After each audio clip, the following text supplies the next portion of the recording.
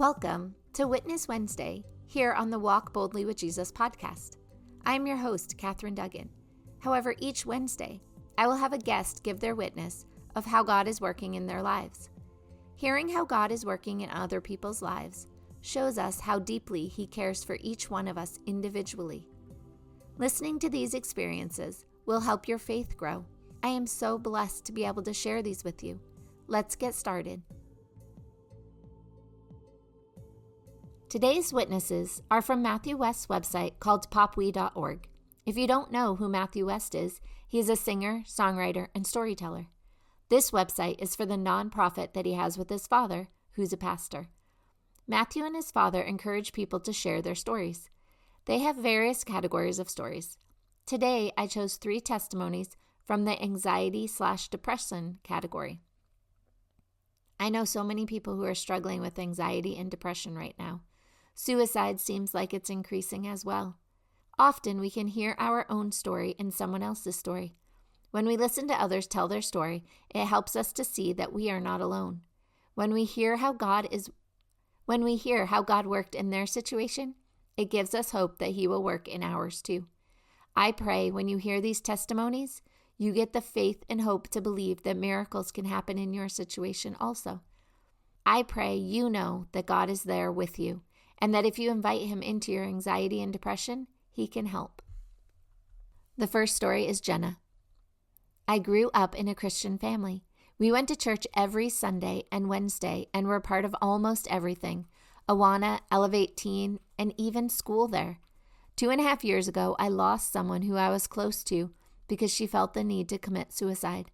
I was heartbroken, and I felt like I lost everything. 2022 was a challenging year for me. I had daily panic attacks and felt like I was worthless. My eating habits went down significantly, and I was stressed all the time. As exams neared, I was super stressed and ended up passing out. Months passed, and I still felt worthless. I planned to commit suicide when I got a text from a friend, and it was like a text from God. She said she heard I was going to camp and hoped to see me there. I thought if I waited till after camp and then committed suicide, it would be okay. So I went to camp, and it changed my life. I met so many new people and was able to share my hurt with the church, and they told me I was not alone. Camp was my blue couch moment. As I sat there in service Thursday night, I realized I needed God in my life more than ever. I had already been saved, but I realized I hadn't been living like Christ wanted me to. Around late February, early March, my friend introduced me to someone. We immediately hit it off and became great friends. A month or 2 later, it was revealed that he liked me. We started dating in June and have been together ever since. I tell you that little story because sometimes when you need it most, God has someone in mind who will help you grow in faith and support you through it all. They can also help you overcome the hardships in your life. I still deal with anxiety and eating habits, but they have gotten so much better since camp, and I am thankful for all my church has done for me. Also, I have my 3 closest friends with me right by my side, and the Lord has blessed me with an amazing boyfriend who I love and who has helped me through a lot. God's never done with you or your story. He still cares a lot and will never leave you. You have a purpose. Turn to God to find that purpose, and you will be found. Next up is Brianna. From the age of 10, I was stuck with the label child prodigy, winning piano competitions, featured in local newspapers, and recognized as a passionate, fiery recitalist.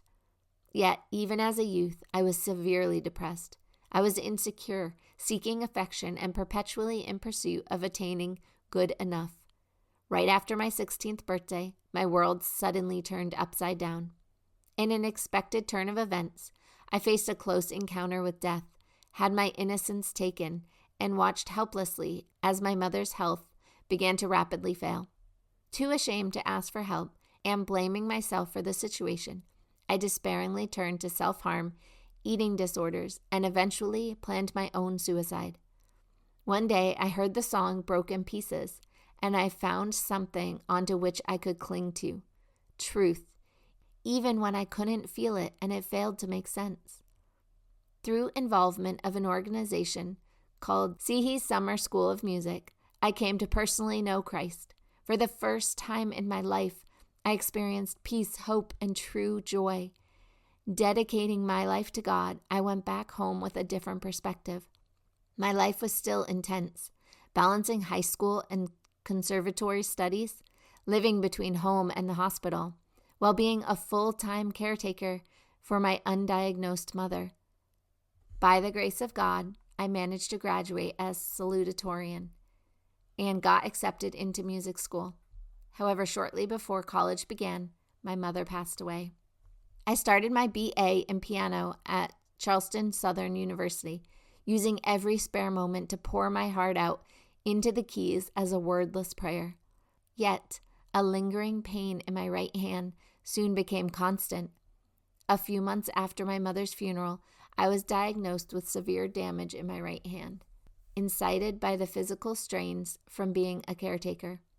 The only option left was surgery, followed by excruciating therapy, without guarantee of returning to the keys. My doctor strongly advised me to quit and choose a different career path, but I fought back. Over the next several years, I fought through recovery from both surgical and emotional scars. I realized that though I had given myself to Christ, I hadn't fully surrendered it.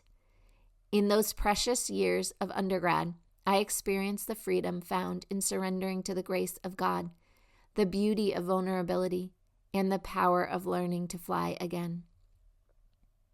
Then, nearly 4 years to the day the doctor said it was over, I found myself sitting on stage, performing at Carnegie Hall. When I turned to the audience to see a standing ovation, I burst into tears because I remembered the words, "With you, I can attack a barrier. With my God, I can leap over a wall." Psalm 18:29.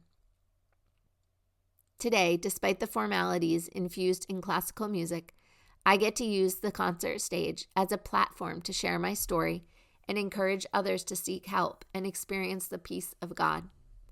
I perform and travel internationally as a soloist and chamber musician, frequently being sought after to premiere avant-garde piano works, and I am actively involved in youth and collegiate ministry. Although healing is an ongoing process, by the hand of God's work in my life, the label of victim has been replaced with victorious. Hopeless has been covered by confidence. And what was impossible is now a living, breathing, walking miracle. And last but not least, we have Bubby. Hey, I just wanted to thank Matthew for his book, Hello, My Name Is, and for all he has done for us. I've met him a handful of times now, and he's such an awesome child of God. On page 58, I believe, he talks about the story of the 11-year-old who asked for a hug and shared about his anxiety. It took me back to my childhood. I didn't come to faith until I was 14. A man. Laugh out loud, I thought. But I can still remember being 5 to 10 and suffering through anxiety and panic issues every night and throughout the day. I won't go into it, but it was messed up.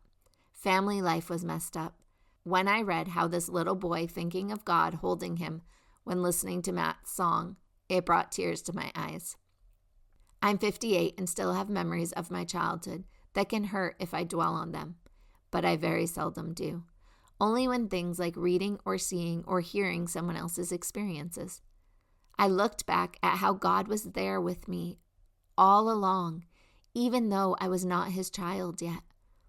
His love is so totally encompassing. It fills every void in my soul. At 12, I was prescribed some medicine that helped, but it was addictive, and so my mom took me off of it abruptly. I turned to drinking and drugging heavier than I already had started a year or so ago. It was a long road I went through, but thank God I will have 19 years of sobriety this month. My name is saved in so many ways. Thank you all for sharing your stories with the world. It can be hard to be vulnerable and talk about the hard things that we've gone through. Yet, when you're brave and you do it even when it's hard, then you help others who are suffering know that it's okay for them to talk about it too. I am so grateful God saved each one of you, and I thank you again for sharing your stories. We have all seen God working in our lives. However, we might not all be aware it is God who is working in our lives. This is why it's so important we start talking about it more. The more we share our experiences, the more people understand how God works and how much He truly loves us. If you would be willing to share any of your experiences of how God has worked in your life, please email me at Catherine@findingtruenorthcoaching.com. CATHERINE at findingtruenorthcoaching.com. Or you can click on the link below. It won't take up much of your time, and your story could be just the story someone needs to hear today. Please prayerfully consider sharing your story. Everyone has one, and the world needs to hear them. I look forward to spending time with you again tomorrow. Remember, Jesus loves you, and so do I. I will have another witness for you next Wednesday. Have a blessed day.